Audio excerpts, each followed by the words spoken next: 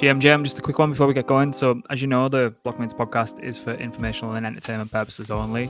Certainly shouldn't be considered as financial advice. We have absolutely no idea what we're talking about half the time. So, any investment decision you do make should be based on your own research and your own understanding of the risks involved. One more thing as well, there's around 50% of people who listen regularly who aren't subscribed yet. So, if you please could just do us a favor and hit the subscribe or the follow button or the like button, helps content grow, helps us grow, helps it reach more people like yourselves, and it means the world to us as well. So that's the last I'll ask of you. So yeah, let's get to the episode. All right, welcome back. We finally got a name.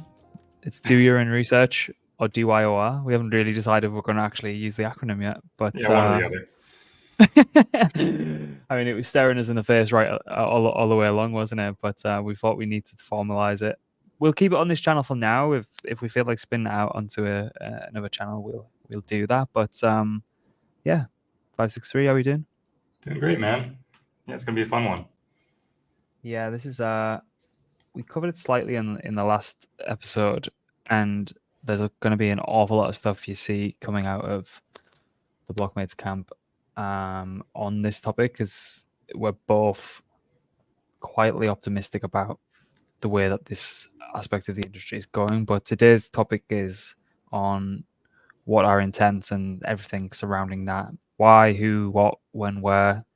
And yeah, we're just going to pick it apart. But yeah, you did a great piece for the Bankless guys on this. And I think we've chatted about it previously and we touched upon it on the top unreleased projects. But should we just go high level and drill down? I'm sure we'll go on a million and one tangents like we always do, but hopefully it'll be entertaining and educational for the listeners.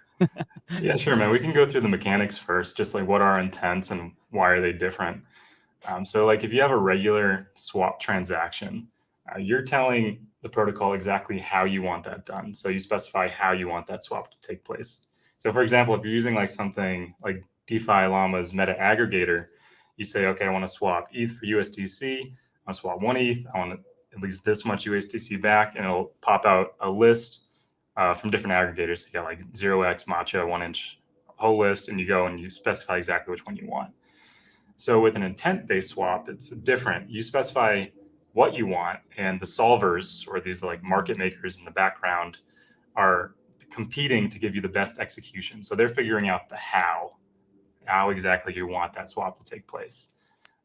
So they'll abstract that away from you. So a regular DEX can offer really good execution, but only based on the available liquidity in the liquidity pool itself. So that's good for like long tail assets, because anyone can spin up any kind of pool they want. You could have a Pepe Bitcoin pool if you want, but you're not going to get that somewhere like on Binance. You're not going to get these permissionless pools. So regular DEX really good for long tail assets, but for the short tail, like the pairs that are traded really often, like Bitcoin, ETH, USDC, those are really traded the most on centralized exchanges, and that's where you see all the volume. So with an intent-based DEX, these market makers are able to source their liquidity from all over the place. They can grab liquidity from their books. They can grab liquidity from a DEX or a centralized exchange or an OTC trade. So like, for example, if they want to fill your 1 Bitcoin order on chain, they can use their on-chain liquidity that already exists, but then they can go and hedge their bet over on a centralized exchange where they already have an account. They can go net out their books on a DEX, on an OTC trade. And why is this important? I mean, this means that no matter where the best execution lives, the market makers are incentivized to compete for you to give you that best execution. And while today price discovery occurs wherever there's most liquidity, so today that's mostly on Binance for the short tail, and then hopefully in the future that could be on intent-based protocols, since they aggregate off-chain, on-chain liquidity into a single marketplace where all these transactions take place. So you could have liquidity for short tail mostly on centralized exchanges. Long tail usually is on decentralized exchanges. And for those like really low liquidity tokens out there, a lot of the times you need to get liquidity through OTC trades, and that's not really accessible for the everyday user. But market makers and solvers could do that for us. Yeah, and so just to kind of like recap and reiterate, like, so your traditional, like, if we look at a centralized exchange, I'm assuming people, if you're listening to this, you know how to trade on a Binance or a Coinbase. And then obviously the primary model for trading on chain, pioneered primarily by Uniswap, is the MM. We've seen UniV2 in a lot of kind of like emerging shitcoins that come onto the market that are extremely low liquidity and need to bootstrap, will still use UniV2's mechanism. Right. You will see some savvy players come in that will try and scoop up a large portion of the supply quite early if they're seeing an awful lot of volume per market cap come in, and then have some extremely lucrative shitcoin UniV3 farming positions going on, which is a quite interesting strategy if no one's seen that. Like, I think the early days of when Pepe was running, there was like some really lucrative strategies that you could run with like a really short range on UniV3 that if you could actively manage it really, really well, there was like Wonderland time style APRs if you knew what you were doing. You just got to grab the right range. Yeah, and there's a few kind of auto managers you can kind of set a couple of ranges. We'll probably get into a full episode on in and of itself, but yeah, there's been a lot of information, a lot of research, and a lot of kind of pushback that it's twofold. One, traditional LPs in the MM space, you're not going to be profitable. Like it's either impermanent loss, which is kind of slowly getting switched over to terminology of loss versus rebalancing. A lot of people that are just going in blindly, not knowing what they're doing, particularly on the UniV2 model. You definitely, like, I've take it from like first-hand experience here. I've been eating up alive to the downside, and then there's also nothing worse than when one of the assets in your pairing just goes on a complete tear, and every single tick that it moves up, you're holding less and less of that asset, and that's not great either. Yeah, that triggered a memory in me. I remember when I was first playing around with like the Luna ecosystem, and I deposited into the Luna USDC or UST pool. I was just watching Luna Moon, and I was like, "Why isn't my LP going? I'm so slow." I had no idea It's what I was doing. horrendous, isn't it? And then it all crashed down anyway. But it's hurtful in the moment. And then with UniV3, I think we've added that additional extra layer of complexity, but architectural wise, it starts to resemble more of the closest you're probably going to get to a fully on-chain order book. And there are kind of quote unquote on-chain central limit order books that a lot of them will handle execution off-chain anyway. So like purely on-chain, that's as good as we've got up to now. I think we mentioned it. I don't know if we've got parts on this a little bit further down, but we mentioned in the previous episode that it's really interesting to see that, and we've did a lot of work on this. You did a great piece on this as well.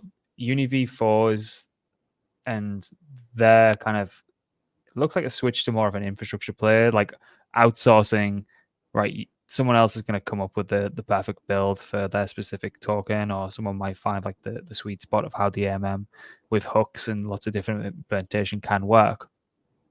But what we also brought up was, kind of flew under the radar that they announced UniswapX, which is also an intent-based protocol, which I'm sure we'll get into when we go into some of the other intent-based protocols in the system. But that for me, and I don't know if I'm just reading too much into this, but that feels for me that, right, Uniswap have pushed the MM design to as far as they physically can with UniV3, and then whatever kind of standardized AMMs they're going to push out with UniV4, and then kind of outsource the rest of the build with their infrastructure to whoever wants to build and try and come up with what they can come up with. And then it also feels like they're hedging against the MM not being the model that the industry takes forward from there on out, because they are going for this intent-based system. So I don't know if I'm reading too much into that, but to me, it kind of feels like they're hedging the bets there. Yeah, I feel like the V4 hooks play was very interesting because instead of 1,000 different forks competing with Uniswap, all these 1,000 different forks are just going to build on top of Uniswap. And they're just going to tweak the hooks, and then they're just going to have their version of Uniswap pools exist. But it all benefits Uniswap. And the same kind of thing happens with UniswapX, where they're introducing these solvers in the background. So you're not going to necessarily know from your like the front end perspective, if your trade is routed through a V2 pool, a V3 pool, a V4 pool, or through these solvers, and whoever gives you the best execution is going to fulfill your order. That's just better for the user in the end. Yeah, so we've got a couple of protocols primarily building in the spot. If we start on in the spot space, and then we can kind of tap into the perp space. I'm just going to move these notes up because I went down a CowSwap rabbit hole earlier. So, I'll go for it. They've also I'm in talks with them to come on the podcast, so I'll try and make it a good time where it's suitable for you, because I know we're at opposite sides of the world, so might be a similar sort of time. But I think that'll be a really good episode to expand on the back of this. Yeah, we've said UniswapX. There's Hashflow, 1-inch Fusion. My favorite is CowSwap, and CowSwap doesn't just have a cool name. So if we think back to what 563 has just said, intent-based decentralized exchange. If you go on there, you basically it's got the most simple UI. It just looks like a Uniswap UI, but there's a lot of like cow iconography all over there. And it's the name CowSwap isn't just another kind of animal or food token. So CowSwap actually stands for coincidence of wants, and I'll get into what that means in a second. But basically, these guys work off a batched auction model. So let's say, tell you what, I'm going to share the screen for this one, so Henry doesn't have to actually do the editing. I can bring up that great imagery in the docs. So from left to right, basically what's happening here is, if you can see it. Yeah. Can you see it on your end? Yeah. So what they've got on the left, if anyone's listening on Spotify, is the trading interface, which I've just said, very, very simple Uniswap style model. And I might even just bring it up just for reference, so everyone knows what I'm talking about. So yeah, like everyone knows what that is, right? It's just basically I'm not entirely sure why this is. I haven't looked into it. There's probably a very simple reason for this, but it prompts you to swap into wrapped ETH for a lot of the trades. I don't understand why that is. Maybe I need to think about that a little bit more. I haven't really thought that process through. Earlier versions of Uniswap, they had to use wrapped ETH because it's an ERC20 and it's swapping with other ERC20s. Yeah. I don't know. I think that just happens in the background though, usually. Yeah, there's probably a little bit of that going on. So what's actually happening under the hood, and why is this interesting? But as you say, if you're just coming into this blind and you just use it, you just think, oh, it's just a great DEX. It gives me a good price, and then it goes moo at the end when it fills your order. But the beauty is underneath the hood. So what it's got on the left is a lot of people coming here. They're expressing their intent to trade. Let's say this example is like ETH. They get a bearish on the market. It looks like it's going to have a little pullback. They want to sell all their ETH into USDC. Let's say they've got varying degrees of how much ETH they've actually got. And then they use the trading interface and express their intent. So that's step one. So step two is actually handled off-chain, which is kind of one of the contentious issues of this. And we've got like a full portion on this at the end, so I won't go too much into it. But basically what's happening off-chain, it's getting the order of the intents that are being expressed on the platform, and then they're getting bundled into a batch. So the protocol gathers them, puts them into a batch auction, and then, as 563 was saying, you've got these solvers all competing to see who can give the best bang for the buck for that batched auction at that point. Those are basically market makers. Exactly. So they're coming from a whole wide of different on-chain, off-chain, flash loans, wherever's going to give us best settled price, the best confirmed price. So point 3 on the diagram is solvers compete to maximize the surplus for all intents. What is really interesting is that CowSwap actually has another aspect to it, which kind of makes sense now. So, and this is the whole coincidence of wants, and hence the name. So there are multiple different routes that these solvers will then actually go down. So they could be just, as I said, they could be just some on-chain liquidity that they'll use, and it kind of acts as an aggregator, like how DeFi Labs is set up here. So you can see on here they've got 1-inch balancer, Uni. Don't know what that one is. Is it Matcha? Maybe that's Matcha. Yeah, Matcha, KyberSwap, and Paraswap, I think it is. Mm-hmm. So they can source from there. they can source from Cow, which is coincidence of once. This might mean that, I don't know, like Alice here on the top, and then Bob below, they've actually got a similar trade, but in reverse. So they can actually be direct counterparties to each other. So maybe Alice wants to sell $2,000 worth of ETH, and Bob wants to buy $1,000 worth of ETH. So Alice has got like another $1,000 worth of ETH to sell. And then that will actually then route it. Maybe it routes it through an AMM that might give it the best price, and then the solvers are figuring that out. Or they actually have this thing called ring trades as well. So there might be any variation of these 6 members on the left might actually be a lot closer to actually just do peer-to-peer trading. So there's beauties of this as well, which includes all prices being all trades happening in the same block at the same price, which is obviously a big kind of win for the traders. They're getting the best price. They're not getting front run in any way, which way, shape, or form. So I think that's really, really interesting. I think this is kind of overlooked, but this kind of reminds me of like Ether Delta in the early days, which didn't work because that was like more of an on-chain order book, and there just wasn't the volume.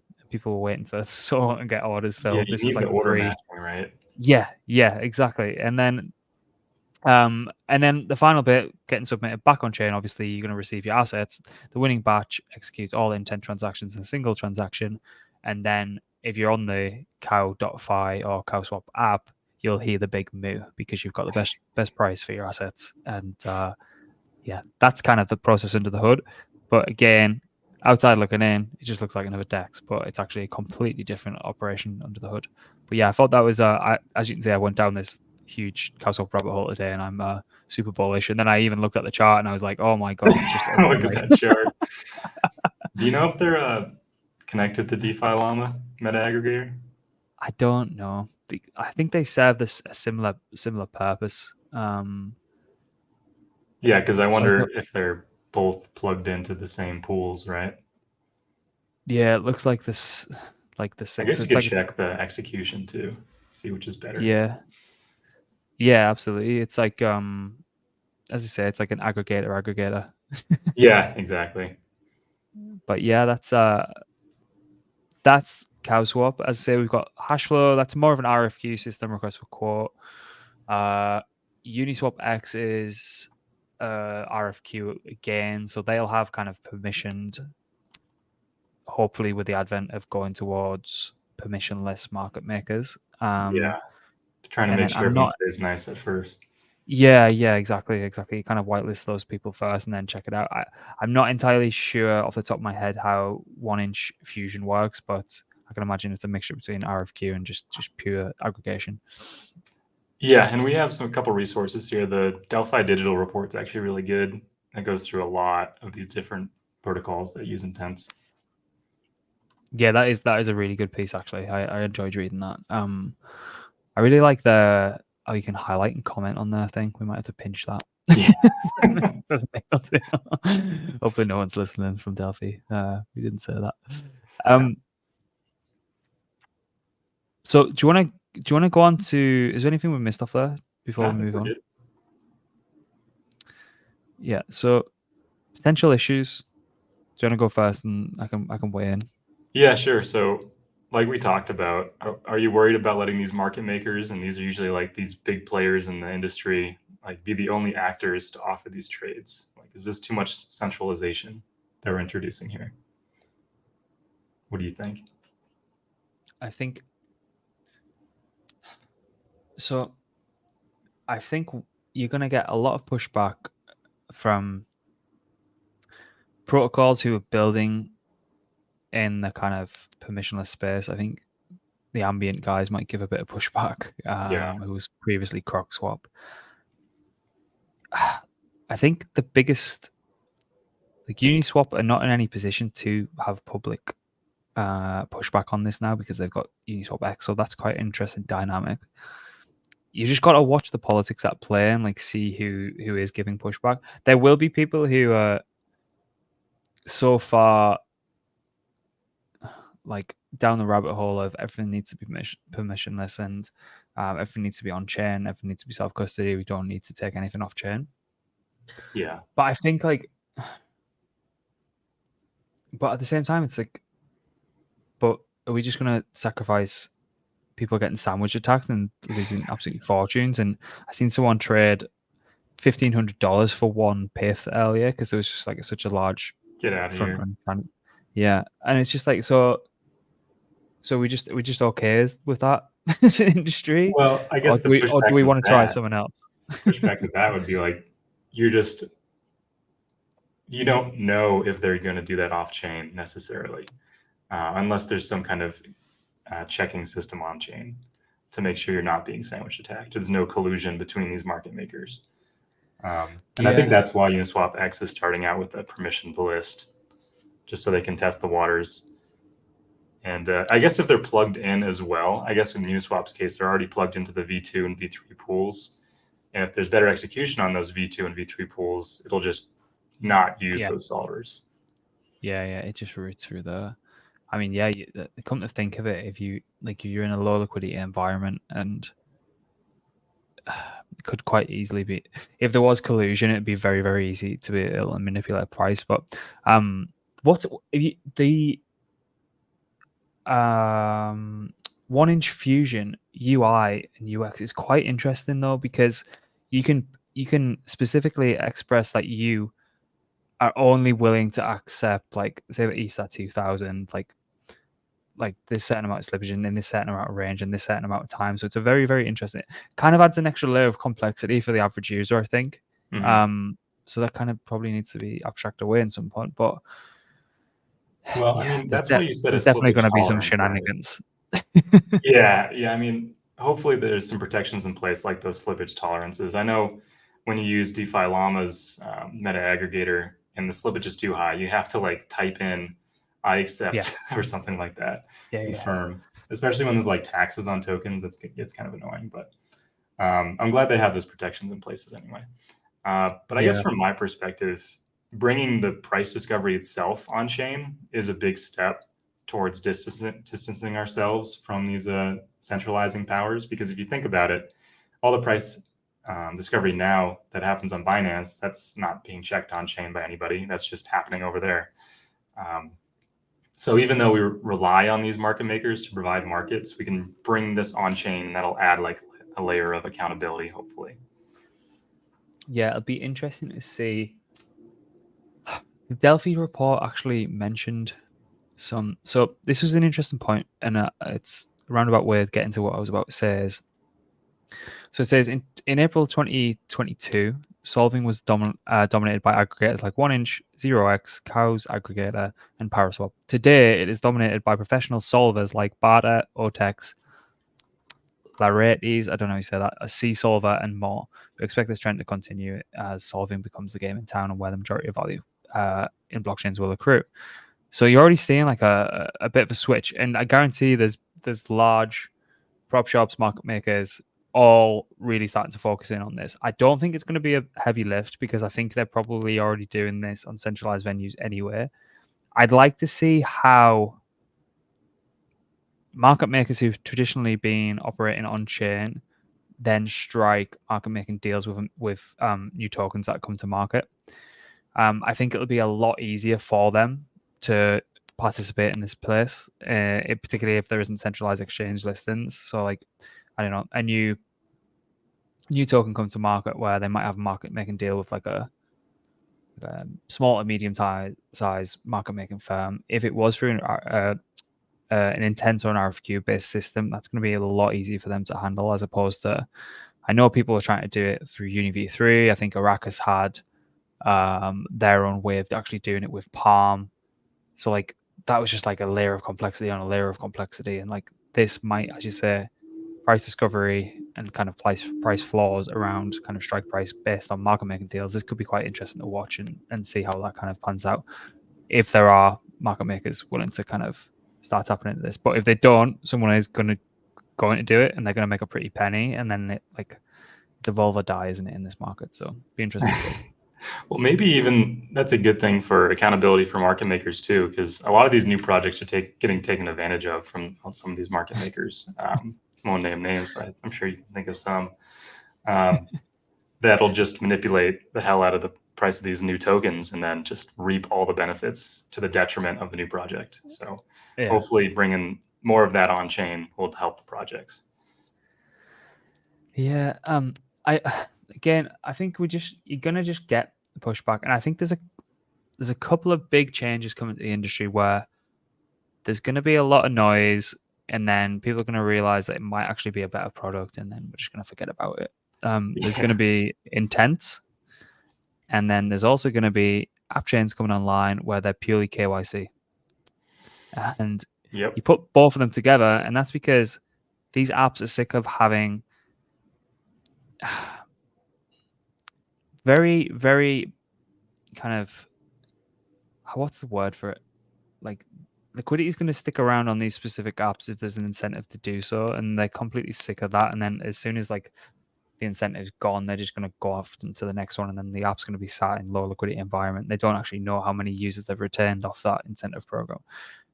They want the big money to come in. The big money's not going to come in if there isn't infrastructure in place to actually allow them to market make, and it's also not going to come in if they don't know who the counterparty is. So intent and KYC app chains, I think, is going to be a really big one. I'd really like to keep a close eye on Lyra. There was like a fucking 50% move, 500k buy that went in today. And I know they've been teasing V2. So there's something going on there, but I think there's like these two big changes that are, if you're looking at this from a purely like DeFi perspective, where there shouldn't be any instance of centralization whatsoever, I think there will be pushback from that crowd. And like I kind of lean that in that camp certain things, but I'm also kind of realistic about how technology will move, and I think it needs that large liquidity, and I think intents and maybe some KYC on specific app chains will be a big shake in 2024, I think. Totally agree. Yeah, you want to move over to the perp side? Yes. Do you want to take us away? Oh, sure. So it's a little bit different when you look at perps because it's a contract as opposed to a direct swap. So like in a spot-based one, like we talked about earlier, you sell your 1 ETH for 2,000 USDC and you go on your way. But when you put up a perps contract, you're basically putting up collateral, and then on the other side, the solver has to put up an equal size collateral into a contract, and it's locked there, where only the trader has the option to close that position early unless there's some kind of liquidation. But that's basically the risk that the market maker is taking on, that they're not able to close it unless there's a liquidation. But a lot of solvers, market makers are definitely happy with that because people trading perps usually lose money anyway, as we're very familiar.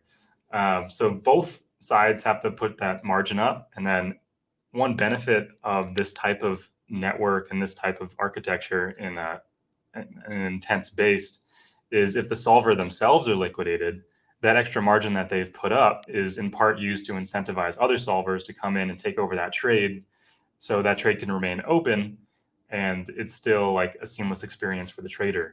So that's a pretty big deal. So have you tried any of these intent-based perp swaps yet?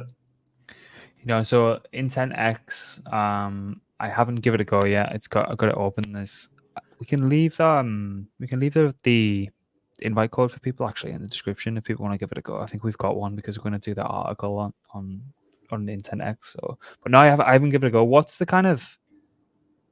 If you use it yourself? Yeah, is there like a specific user journey? What's the kind of initial feedback you think? Oh, definitely use the code, by the way, because you get some trading fees taken off. That's pretty nice. But yeah, it's basically pretty similar to other perps dexes that you've used in the past, I'm sure. So you deposit into it like kind of like Hyperliquid. So you just deposit into an account, and then they have like something like 180 trading pairs on there. It's pretty crazy. And then you just put in a trade for long or short on certain assets. You put up the leverage, however much you want it, and then you go for it.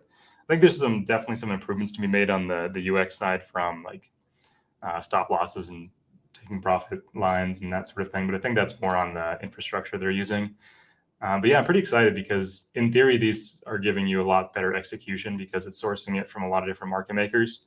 And I think it's just the first step. I think Pair is using a similar backend too. So That's been a fun one to try out too. Yeah, so I was saying before I jumped on, I was recording with Huff from Per Protocol that we covered in Top Unreleased Projects episode, if you want to go and listen to that one. And a few interesting points that he brought up about this. So Per V1 is kind of like a Perps aggregator, I suppose, with a I'd much love to use more. GLP in the background or something. Yeah, so they've got GLP, and the other one that they're running is Vertex. Okay. Because the cons of GLP with pair, because it's obviously pair trading, so ideally going long on one asset and short on another to isolate market risk and basically just betting on a 2-horse race. GLP is not great for that because it's isolated margin. Vertex actually has cross margins, so you don't actually need to like rehypothecate like the long side and the short side of the trade. Yeah, you don't have to If put margin from both sides. Yeah, exactly. So it's like if, like, I don't know, if you're in the Salt ETH for the past 6 weeks, Nice. just well played if you were. Yeah, it just makes a lot more sense to have cross margin if you're going to actually do that. But what he said is V2, so they're going to have both, but with V2 of pair, they'll use like an intense based system because they can also, when you actually are expressing your intent to trade a specific pair, you can get a little bit more. You can come up with some more fruity concoctions of that specific trade because there is a lot smarter solvers on the back end. So, like he was saying, you could even be as specific as long short. If my long beta is over like X amount, then like re-add to the short side. So you can get Cool. really, really like you can get really like kind of advanced order types on there. Maybe if your profit is into X amount, take profit, pretty simple. And again, even to the point on pair where you could kind of long a basket of assets and short, I don't know, save you a long AI, short Microsoft. I couldn't think of a reverse trade on that. But like I think the point he was getting at is you're gonna have so much more flexibility with the order types using intents. It's gonna really open up the kind of the architecture space for a specific trade as well. So I think that's gonna be really interesting. And we're a bit kind of like penned in with what we can actually do on specific on-chain dexes at the minute. But yeah, it seems like this is going to open the door to a lot more as well, which is quite interesting, I think. Yeah, I think just the advanced orders and the different type of assets that they're adding in is going to open the aperture, like you said, a lot, because you can go long AI, short meme coins, or just express your market like views in a lot of different ways that aren't possible elsewhere. So I'm excited. Yeah, the what was interesting is like, as you say, it was with how many pairs they have. If you're relying on any other model that I can think of, really, I think Vertex might be a good kind of central limit order book hybrid. But I think Perps like IntentX are going to be able to move so quickly with new listings because of how low the lift will be for a market maker to actually offer that to people who are expressing their intent to trade.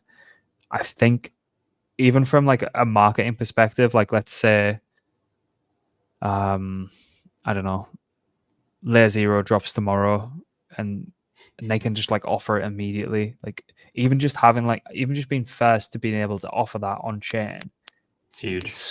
It's so huge. And like it's just the low, like the amount of like low lift that they actually have to do to kind of get that run. I seen they had like listed another like 5 pairs or some shit yesterday. So I think that's going to be really difficult for like GMX V2 is never going to be able to keep up with that. No, As I much mean, as I love all they have I to love do the is, GMX team, but like yeah, if all they have to do is plug in a new line of code that says, look at this contract as well, then it's night and day compared to centralized exchanges. yeah, dude. I suppose it's like different horses for different courses, isn't it? Like people are going to have like specific reasons to use these to use any which perp decks, but it just seems like they've got an awful lot going for them. I think it'll all come Is there down to any? UX, though. Really. Oh God, yeah, it's huge, isn't it? If they can get it in the hands of people, I think if they can get it mobile first with in the hands of it's gonna be nuts. We made it But halfway this through is the why episode to get to mobile first. yeah, I know. I'm terrible, aren't I? I won't be No, happy you're until good. everyone's running off an iPhone. I don't even have a wallet on my phone. I'm gonna step it up. What have we got here? Advantage over central limit order books. Yeah. So we talked through a little bit of why using these different like intent-based architectures over existing architectures. So you have like a virtual AMM, a VAMM, like GMX's V1, like their GLP model. Just by design, that has a lot of idle capital because the GLP itself is the counterparty and it's that pool of liquidity that you have to draw from. So trades can only be opened if there's sufficient GLP backing to take that counterparty. But when you have something like just-in-time liquidity, that's possible from intents. So someone puts up, all right, I want this trade to go through, but that liquidity doesn't exist. A solver can come in and say, oh, we have that liquidity, use this one. And that's like a lot more capital efficient than having this pool of GLP just sitting there, not being used for the most part. So you have that. Happened to me. Yeah. Happened to me this week. Really? Last week. You know what's really strange? Like, the market is so slow to react to like huge news recently, and like no one's paying attention. No one's paying attention. I seen the Avalanche announcement of JP Morgan in the subnet. I was like, where the hell do I trade AVAX on chain? I was like, no, I'm not taking my money off. And I was like, oh, GMX. I was like, GMX V1 on Avalanche. And then I'd opened it. On there. Fortunately, there was sufficient liquidity. And then I seen everyone being like, why is AVAX GLP like paying 300% APR? And it's because like everyone was trying to long AVAX on chain, and that was the only like the GLP probably crashed too. Yeah, over there. So they got wrecked, I'm sure, from the longs. They got wrecked by my long. Yeah, there you go. Nice work, man. No, I mean, also with the VAMMs, they require Oracle pricing feeds. So you have that dependency as well. And sometimes you have a lag. So I remember early on in the GMX days, there was that vulnerability with the Oracle lag, or it was a manipulation. I'm not sure. It's like $500,000. It was actually AVAX as well, wasn't it? Oh, was it? Yeah, I'm not sure. Yeah. I remember it was only $500,000 got exploited, but I guess it could be worse. It just shows that Oracle reliance is not always something you want to take on. Yeah. The funny story about that, the person who actually did that exploit, or if you want to call it an exploit, I'm pretty sure they like managed to lose all the money that they actually made during that exploit in like 48 hours. Shitcoining it away. Traded away. Oh, that's great. Yeah. and yeah, like, and the Oracle reliance, definitely a big one. And it's that much of a heavy lift. I think GMX V2 have employed Chainlink bespoke low latency oracles and have to give like 20% of, maybe not 20%, but maybe it's like pretty a lot small percent. Yeah. But they're giving like a portion of their revenue to Chainlink directly to actually provide that infrastructure to enable them to do it. And I mean, yes, they're providing a service, but come on, like there's not many profitable protocols in the whole space, and like Chainlink are just doing what Chainlink do and trying to get their grubby little hands all over it. Long live Pip. You're gonna upset the Marines, man. Be careful. No, I love them. Yeah. You want to talk about the advantages over CLOBs? Yeah. So we've mentioned this a few times, and you'll see like Vertex, Hyperliquid, there's aspects of their matching engine that are actually off chain, because to actually compete with a central limit order book, the speeds are like astounding.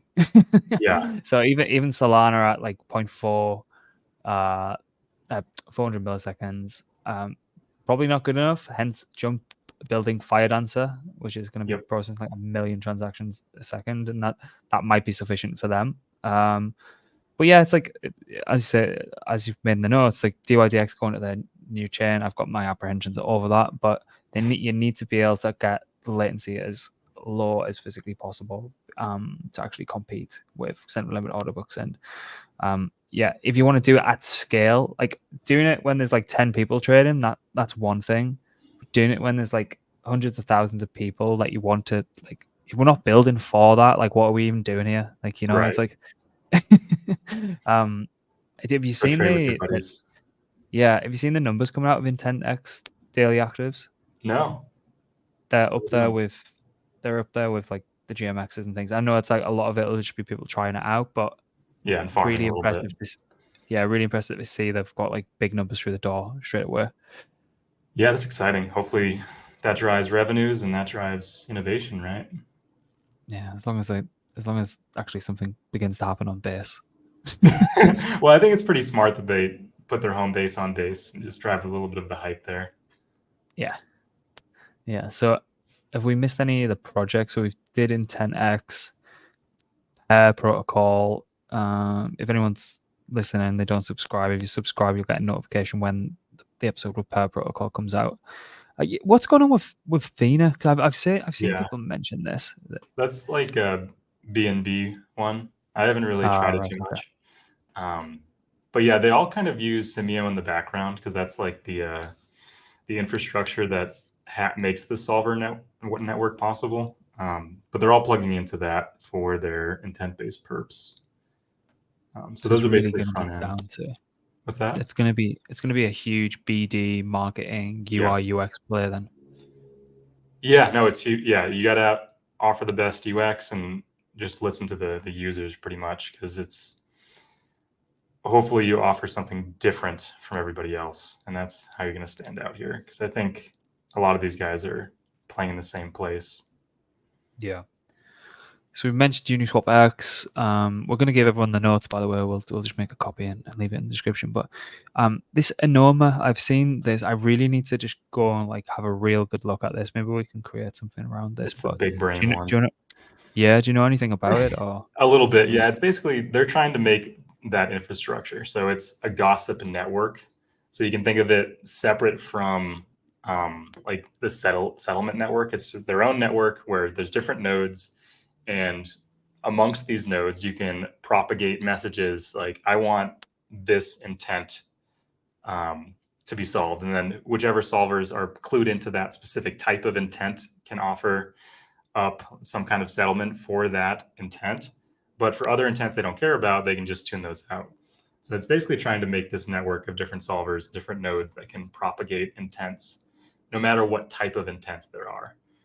So you can think of it just any type of intent you want to propagate. So I know Suave is working on more of the infrastructure side from Flashbots, and then there's perps and there's swaps, and I'm sure there's other types of intents that you can express.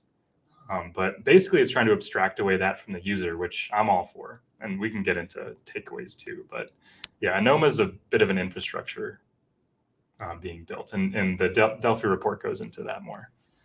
damn, that's interesting. Maybe like how much money do you think we could raise if we said we're building a a network of nodes to build out an intent layer? Maybe it's on its own Ethereum L2. Oh, for sure. And Yeah, what at else least can we a put on billion there? FTV, man. Yeah. Just got to get the right KOLs and and its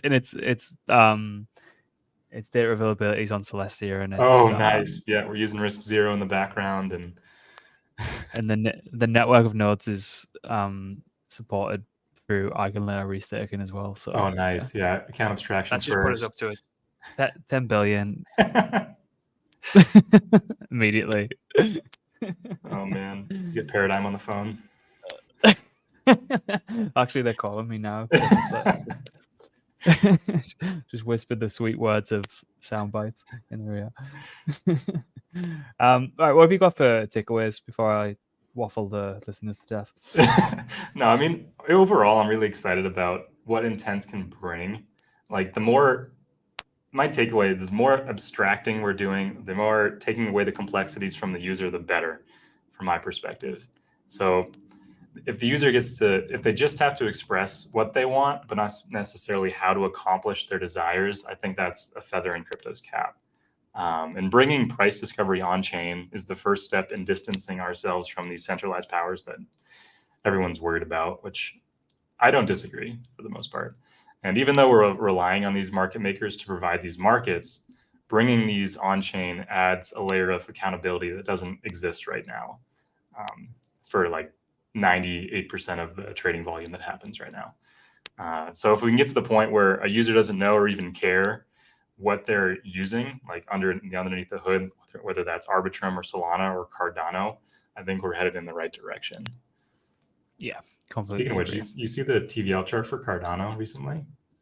It's doing pretty well. What do they have to? I was pretty surprised, to be honest. I'm ready for him to say that they're pivoting to an EFL2. There's no way. Those guys they're stuck in, man. They're like the most vocal of the bag holders out there. Them and the XRP guys for the most part. We seen one of the dexes at Token 2049. It had like one of the biggest booths at the full thing. I was just like, what the hell is even going on here? I mean, maybe it's worth a look. TVL's going up. Take a look. You have to get your trades. Each trade has to get peer reviewed before. Charles 12 course on all of them.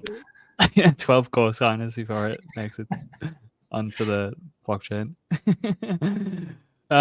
Yeah, so I wasn't I initially didn't have this main takeaway, but after hearing Huff speak about it, who's obviously a lot closer to it than me, it's like the different kind of advanced order types. I think the speed of listens, as we've previously mentioned, is such a huge USP, and I think it kind of blows a lot of competitors out of the water that are relying on kind of like passive liquidity, whether that be well, not going to go into names anyway. Types of trade, I think, are going to be really interesting. Cross margin, both legs, mentioned that one previously. I think there's going to be pushbacks. I think we're definitely going to see people be vocal about it, particularly if any one of them does well. Yeah, because people will be salty and that's going to be the lowest hanging fruit for them to attack. Did you see the Gwart post? Do you guys call it UniswapX or wrapped Binance?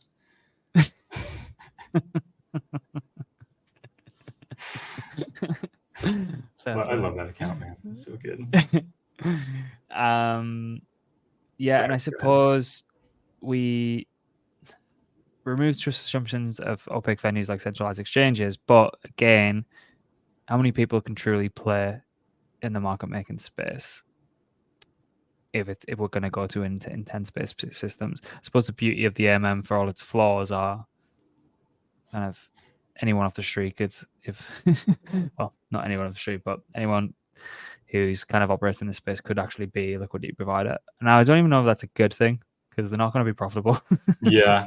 so that's a question to ask. It's like, what do you think is the end state? Do you think any guy off the street is going to be an LP, or is that going to be a specific job for a market maker? Like, is that just for sophisticated actors?